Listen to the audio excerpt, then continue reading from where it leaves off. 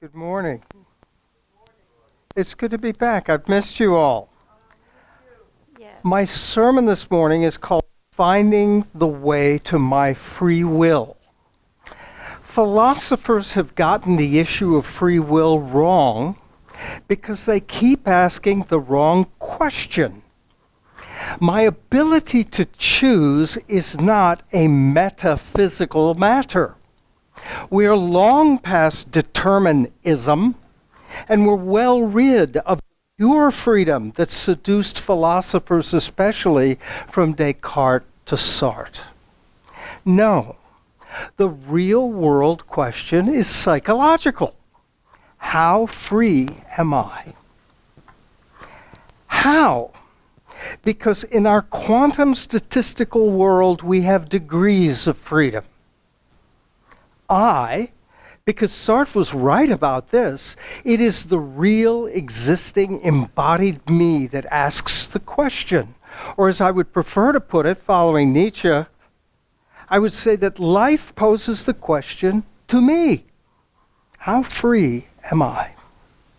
So turning from philosopher to psychologist, well, in my case, to patient, we need to ask what this question means. How free am I? What do we mean by free when we talk about the real world patient, let's say? Since we're talking about free will, being free might simply mean having choices. Like which page to turn to? All right. Let's consider two worlds. One offering very little choice, and one a considerable amount. Tradition world is like Tevye's village in Fiddler on the Roof. I hope many of you are familiar with that. Boys will grow up to fill their father's roles, girls will fill those of their mothers. And so Tevye sings, tradition, tradition, tradition. But there's the counter song of the matchmaker in his daughter Chava's voice. I believe she's the one. Matchmaker, matchmaker, make me a match. And so the matchmaker is the traditional role, but what this daughter wants and what she finds is something very different. So Zeitzel, the matchmaker, says, did you think you'd get a prince? I do as best as I can with no dowry, no money, no family background. Be glad you got a man.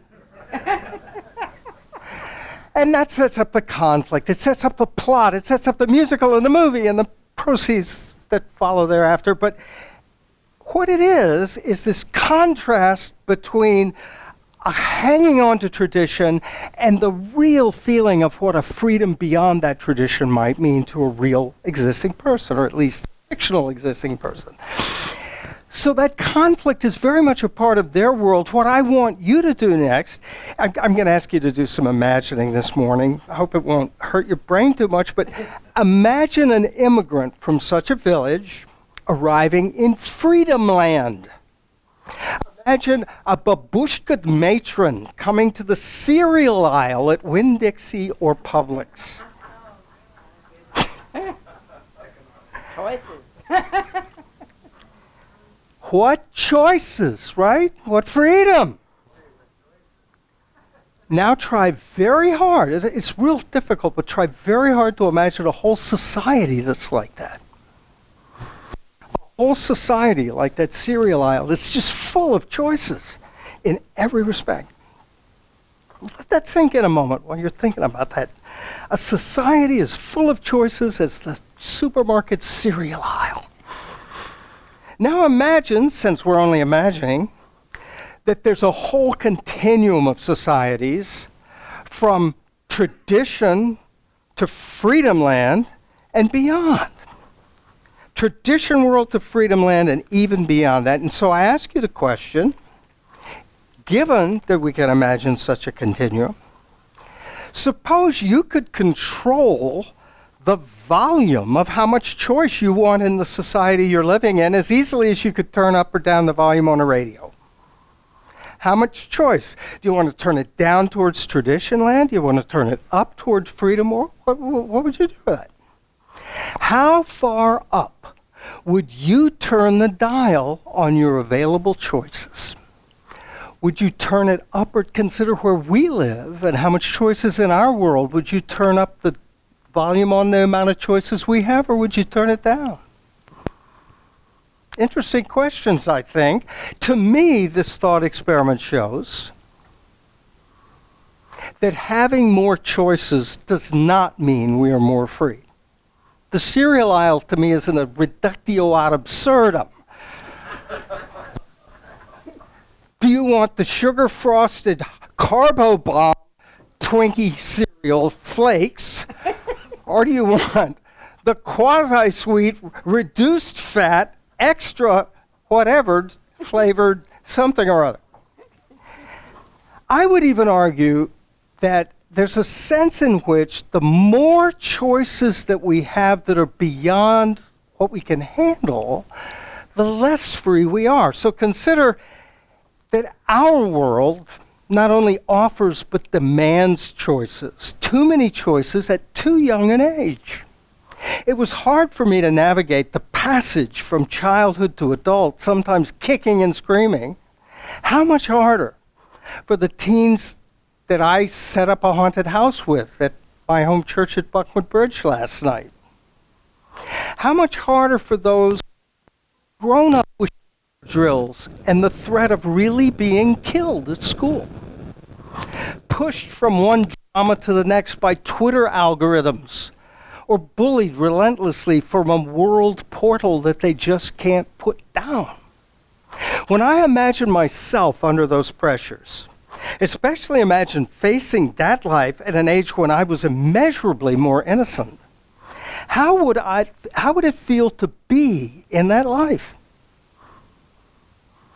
Presume that I have that level of freedom to choose, but it's pressure to choose, coupled with uncertainty about what to choose and how to even know what standard to use in choosing it, who to look to, whether I can trust them, and how much and for how long, and all of those things bearing down on my simple little, supposed to be simple act of what I want to do, or what I want to be, or what I'm going to grow up to.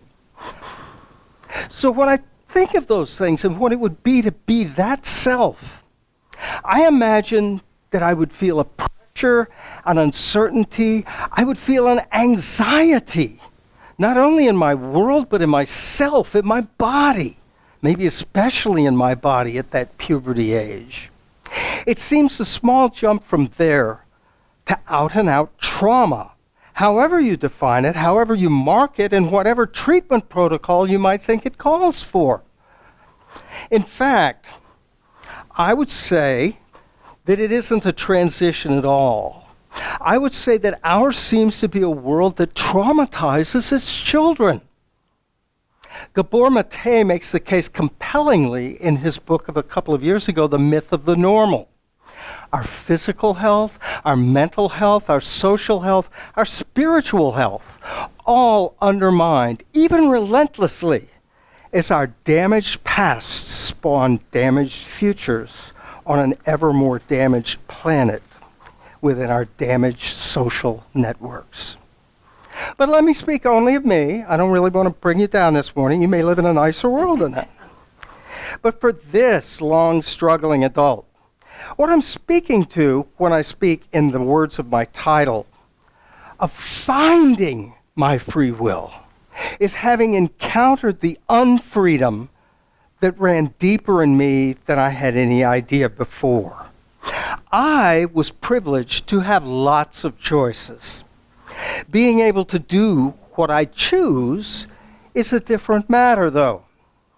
For years, I described myself. Let me add some lubricant before I drive the car here. There's only water in here, don't get me wrong, despite the 420 reference earlier, too. For years, I described myself as a sports car stuck in the wrong gear, or like the adventure landing go-karts that are rigged to keep you slower than what that machine could really do. That's what I felt like. And not just one thing like speed. Think of me as a whole automobile. The gears don't always go where I shifted. The brakes come on for no reason. The headlights go wall-eyed and shine all over the place into hazardous paths. And the turn signals, well, I have no idea what other drivers think I'm going to do because I'm not sure myself. So, it's not supposed to be like this. That's not how the human organism was meant to be driven. Something's wrong. As my self-therapy and paid therapy has gone on and on, I've discovered depths of post-traumatic stress at which I've never guessed. What I've been solving, what I've been seeking, what I continue to work on is really the adult ideal. It's what my father told a second-grade me. We're only asking you to do your best. My best is exactly what I've been unable to do.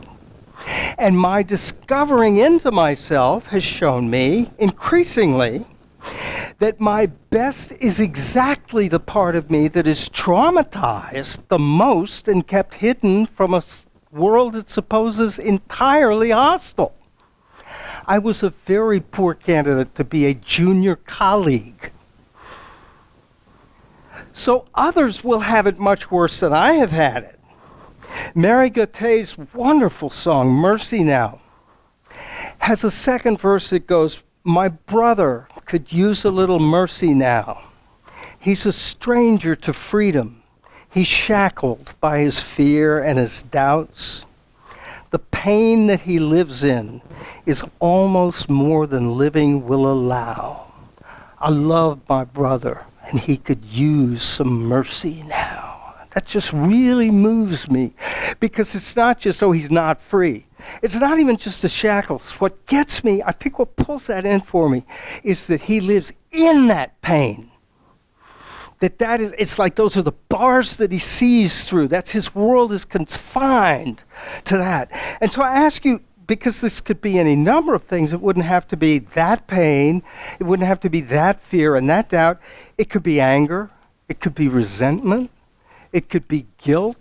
There's so many different ways that people find themselves to be strangers to freedom and shackled.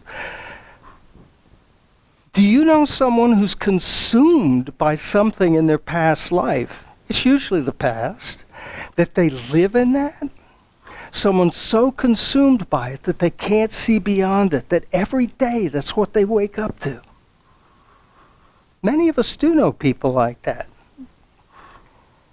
I had a friend who not too long ago was ready for retirement and shared with me, hang on a second. I have two different friends, and this is the farther back one, and so I wanted to make sure I was talking about the right friend when I turned to my notes here.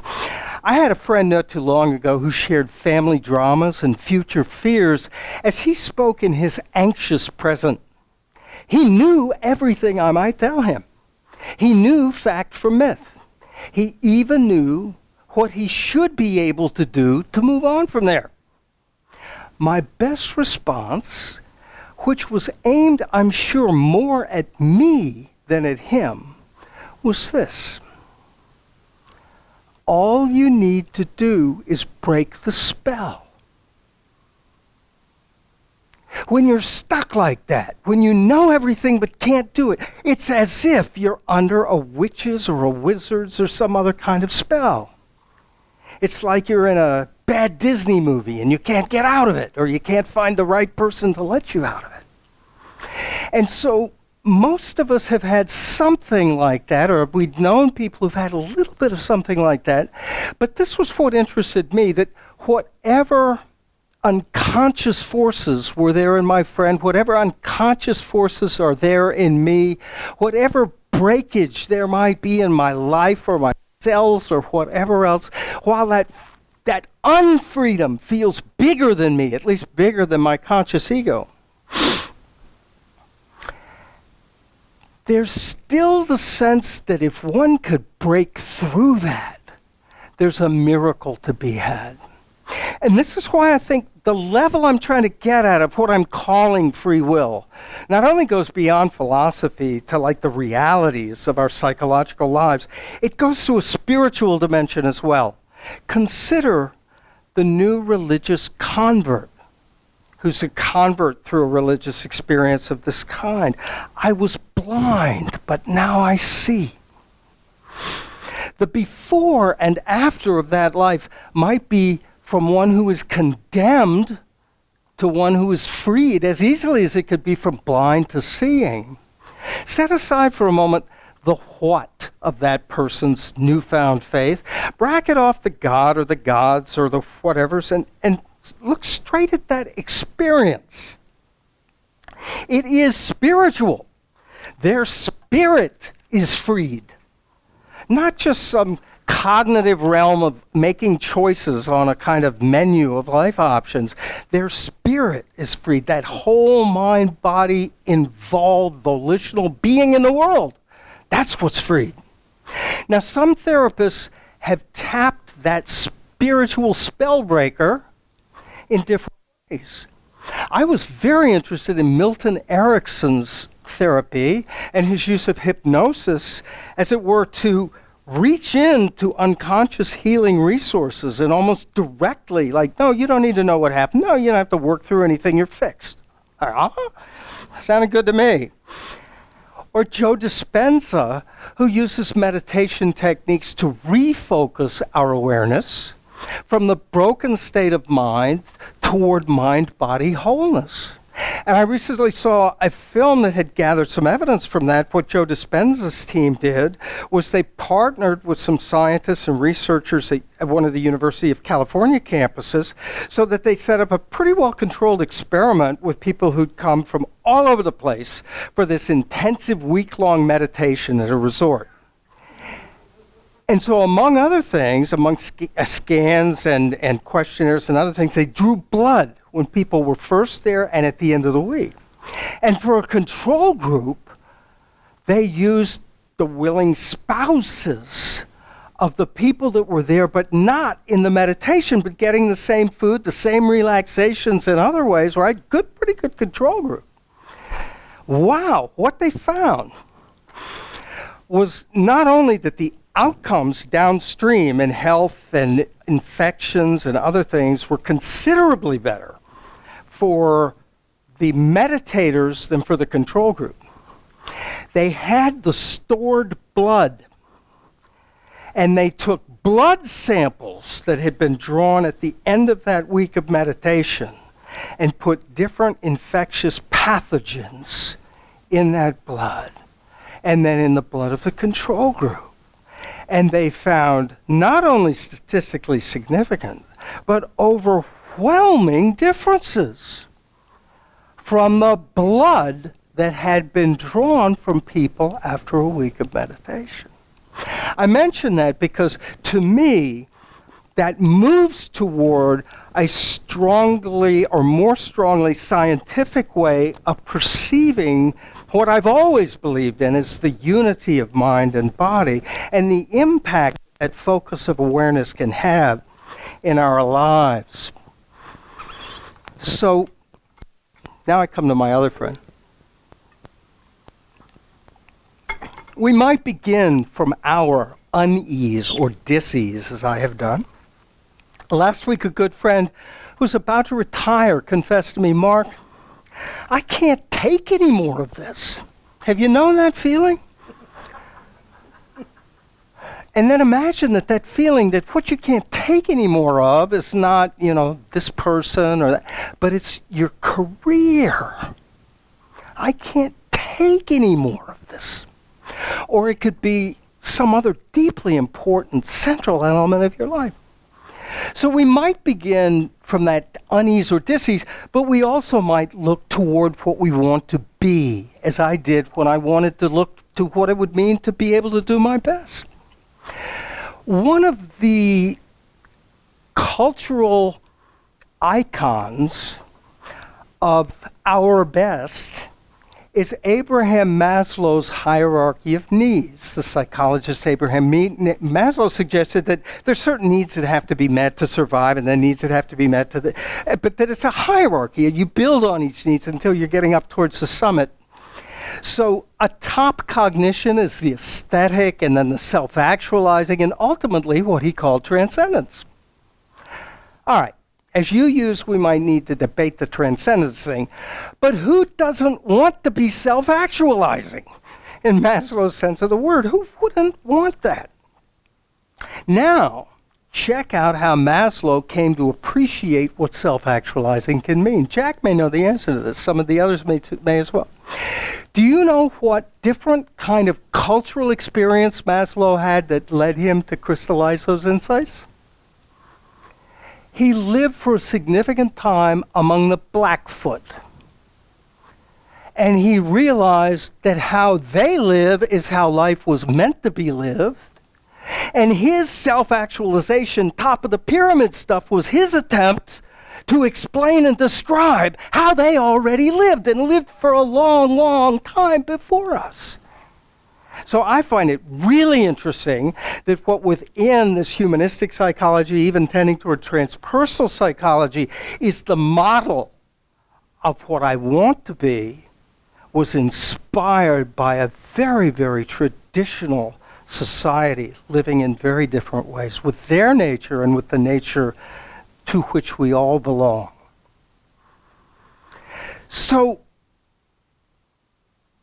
I'm pleased to report that since I last saw you all, probably 5 to 6 months ago, I've been feeling a pretty good measure of the freedom that I've sought. In fact, the part of me that feels most liberated is my intellectual power, and along with it, verbal, the philosopher in me who was denied tenure and then not interviewed for my own job, the author that feels finally able to write the damned book. I feel this freedom like an elevation. Like Wallace Stevens describes the pensive man who sees that eagle float for which the intricate Alps are a single nest. I feel like my view of things intellectually is both more expansive and clearer, more definite. I'm much closer to living above the fray of personal and political dramas, which some of us have seen go on at this time of year every 4 years or so. Of frayed nerves and frayed genes down to the cellular level. But even above the fray, I must still live in my skin. I am embodied to life, to this life. I need to feel at home in my body in the transient moments of the self that I am. Only in this moment am I fully alive. The free that I've been seeking is nowhere else but right there, right here rather. No other time than right now. That is what it means to be alive. May you find yourself as alive, so alive, in your life, here and now.